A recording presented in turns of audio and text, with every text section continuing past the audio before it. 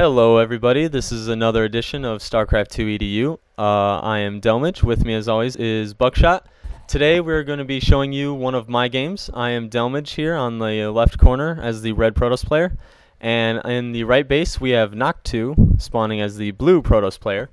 So as many of you guys know by now, Protoss usually always comes down to a 4-gate against a 4-gate, and basically whoever has the better macro / micro is going to win, and whoever makes the least amount of mistakes is going to win. So in this game, before I played the game, I knew he was Protoss off the start, and I decided that I was going to try something a little bit different. I was going to basically try to defend the 4-gate with a 4-gate, but instead of just seeing who could do the better 4-gate, I was going to focus some of my efforts on sentries. So you'll see as the game progresses here, I'm going to get 2 gas instead of the standard 1 gas for your 4-gate build. And I get a little bit of extra gas going, I get a couple sentries out, and the idea behind this is that I was going to try and prevent his 4-gate with sentries using force fields on the ramp, and use that to gain an upper hand until the point where I could push out and beat his army. So as you guys watch the game, you'll be able to see what I do here. As you can see, I'm sending out my scouting probe on the going up to the base right now. I have them queued up around all 4 bases so I can continue to work on my build order. Although in this game I kind of mess up my build order a little bit. I don't get everything out exactly when I should. I should have my gas down already, which is something that I screwed up there. And I'm talking with this guy right now. He's asking me how to beat marine rushes and stuff, and I told him to get stalkers, and he was arguing that cannons would have been better, and I don't know. Anyway, so that's about that. So Buckshot's gonna go ahead and take over the mic for a little bit. Hey guys, Buckshot here. Now this is a platinum level game, right? Yeah. Alright, so as Delmage was talking about that Protoss versus Protoss right now, it's about the 4-gate versus the 4-gate. And little things you can do to help your 4-gate win is stuff like pylon placement. I'm just noticing here. This pylon's up here not really doing anything. If Delmage did an offensive 4-gate and won the first skirmish maybe out in the field and was able to start pushing into the base, if he takes out this one pylon, he's going to empower a gateway and a cyber core and possibly whatever other building. So when you're doing a 4-gate, make sure you at least have multiple pylons powering multiple buildings. Just small tips here. As you can see, Delmage has done that, and his cyber core is actually in the back, so it's a little protected. So some 4-gates do come down to there has been some cyber sniping, so not allowing you to build stocks, really. Sounds kind of dirty. Cyber sniping, I know. It's dirty. It's a dirty word. So, but as Delmage was saying, something I think everyone can work on is definitely build orders. You can see here Noct2 placing down 3 gateways at 21 supply, where Delmage is slowly placing his down 1 at a time. And both of these build orders are actually, are actually incorrect, because the fastest way to do a 4-gate is actually to lay down 3 gateways at 26 supply and then a pylon and then your proxy pylon. I think something that a lot of people can benefit from is just looking up online build orders, and it just really helps you refine your play. I know it's definitely something when you get into the higher levels, you need to have that perfect build order. You'll notice Delmage here keeps chrono boosting his Nexus. In a 4-gate, you really want to be chrono boosting your warp gate, and he actually hasn't taken his 3rd gas or his 2nd gas yet. And just as he does that, he starts chrono boosting the warp gate tech. Especially though, if you're going for an offensive 4-gate attack against another Protoss or against anybody, you will spend 4 chrono boosts on your cyber core to get warp gates out. So just look up some online build orders, make sure you're doing it correctly. And we can see here, though, that if you don't want to always fight in the open field, if you feel like your micro isn't necessarily that good with focus firing and stalkers and keeping your zealots without running them too far away, doing a defensive 4-gate against Protoss is actually not necessarily a bad idea. But make sure you definitely want to get this 2nd geyser so you can get lots of sentries out for force fields. And we can see our blue player, Noct2, is now moving out with pretty standard 4-gate army right now. Yeah, so one thing that Buckshot mentioned that I kind of want to go back to, I sniped that probe there just by accident. Anyway, one thing I wanted to go back to is the reason why you want to lay all three of your gateways, the last three, I should say, down at 26 supply, is because by that point, your warp gate technology is about 25% completed.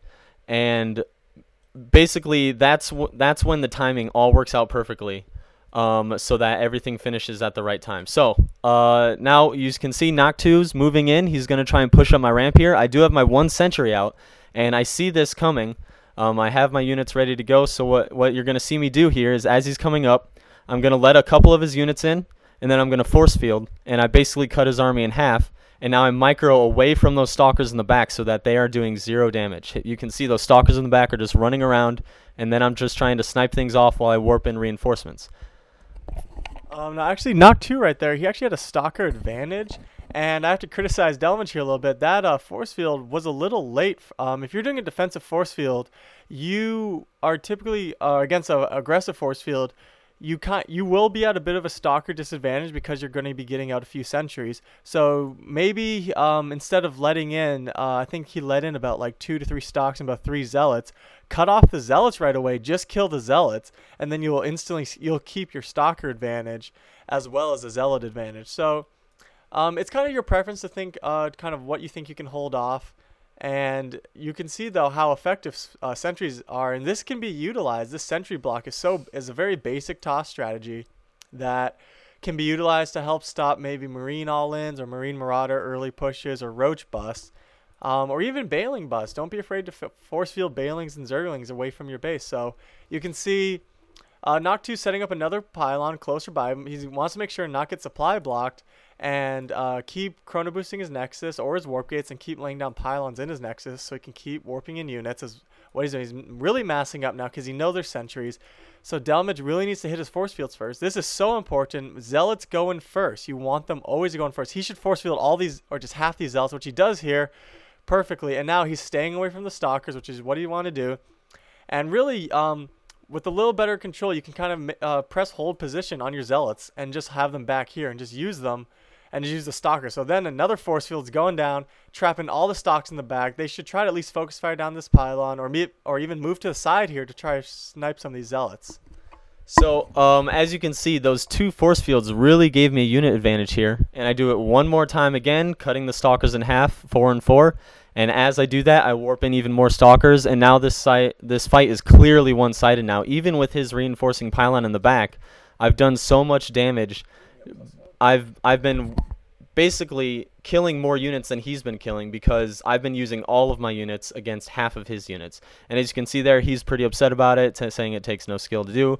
And honestly, it doesn't really take that much skill to do. All you have to do is wait for them to come in, force field, cut their army in half, snipe half their army with your full army, and just rinse and repeat until you have an obvious unit advantage.